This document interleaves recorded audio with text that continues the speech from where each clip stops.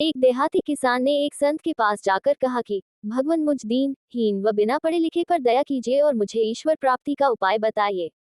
संत प्रसन्न मुद्रा में थे और उस भोले भाले देहाती को देखकर सुधा सनी वाणी में बोले, अरे जगत के अन्नदाता कृषक देव, मन वाणी और काया से जो कुछ करे प्रभु के लिए ही करें।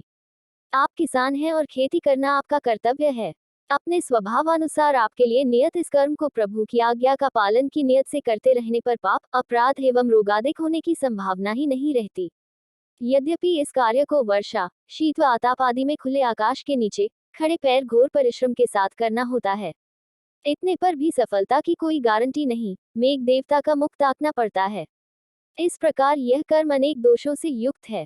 तथापि आपके लिए ये सहज कर्म है, अतः इसे न करने की कभी मत सोचना। अपने सहज कर्म को छोड़ने से प्रभु की आज्ञा का उल्लंघन होता है और करने का अभ्यास छूट जाता है। आलस्य आदि भयंकर रोग शरीर में घर कर लेते हैं, इसलिए न करने से करना ही अच्छा है। फिर सोचो, कौन सा कर्म ऐसा है जिसमें परेशानियां नहीं हैं और निर्दोष हैं।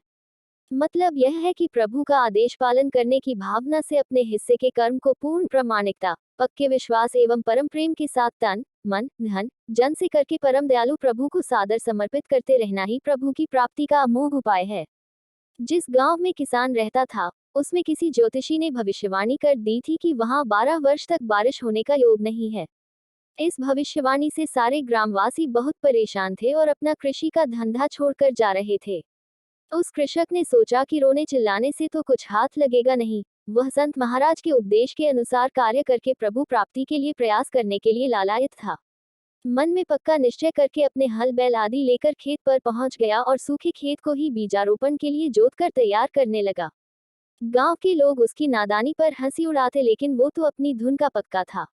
एक दिन उस गांव पर से आकाश में कुछ बादल जा रहे थे। उन्हें भी उसे व्यर्थ परिश्रम करते देखकर अति आश्चर्य हुआ। कौतूहलवश एक मेघ देवता ने नीचे उतरकर किसान से पूछा, इस व्यर्थ के परिश्रम को तुम क्यों कर रहे हो? किसान बोला, प्रभु की आज्ञा का पालन कर रहा हूँ, यह मेरा स्वाभाविक काम है। इससे काम की आदत बनी रहेगी व आलस्य नहीं आएगा। मैं अपना काम कर रहा हूँ, फल देने वाला ईश्वर है। किसान की बात मेघ देवता को लग गई और सोचा, कहीं ऐसा न हो हम भी अपनी बरसने की आदत को भूल न जाएं। फिर क्या था, सारे के सारे बादल गर्जन के साथ बरस पड़े और मूसलाधार वृष्टि होने लगी और देखते ही देखते सारे गांव की धरती को सुजला, सुफला व शस्य श्यामला बना दिया। संत के उपदेश से किसान का विश्वास और दृढ़ हो गया और सभी कार्य प्रभु की आज्ञा मानकर करने लगा।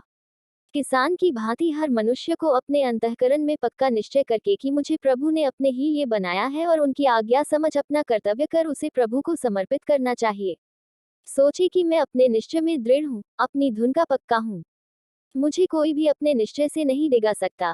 ऐसा निश्चय होने पर जीव की यह बात भी प्रभु को लगे बिना नहीं रह सकती। प्रभु भी सोचने लगेंगे कि कहीं मैं भी अपनी कृपामृत वर्षण की आदत को भूल तो नहीं जाऊंगा। शीघ्र ही बरस पड़ेंगे और बात ही बात में उसकी शुष्क हृदय भूमि को अनुग्रहामृत से सुजला, प्राप्ति रूप फल से सुफला एवं दिव्य प्रेम रूप शस्य के प्रदान से श्यामला बना देंगे। तात्पर्य है कि हम जो कुछ करें, सच्ची नियत से ईमानदारी के साथ श्रद्धापूर्वक प्रभु को समर्पण की भावना से करें तो हमारी सारी क्रियाएं भगवत भक्ति बन जाएंगी। दयालु प्रभु हमें शक्ति दे कि हम इन विचारों का आचरणों के साथ समन्वय साध सकें।